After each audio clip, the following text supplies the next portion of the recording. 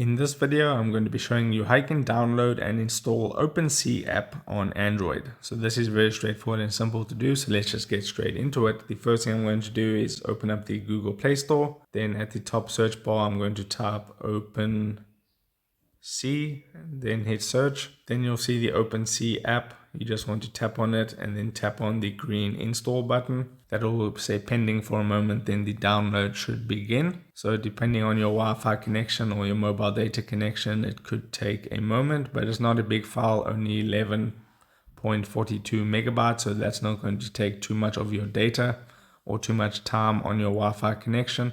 So once the download is finished, I'll get back to you. Okay, so it's finished up installing. Now it's just installing the app real quick. And it's installed, and now the button went green and it said open. You can just tap on open. It's going to open up the Opensea app, and you can just tap on continue, and it'll just load up for a moment, and then you'll see everything on the app is working fine. You can search for your NFT projects that you like, and that's basically it.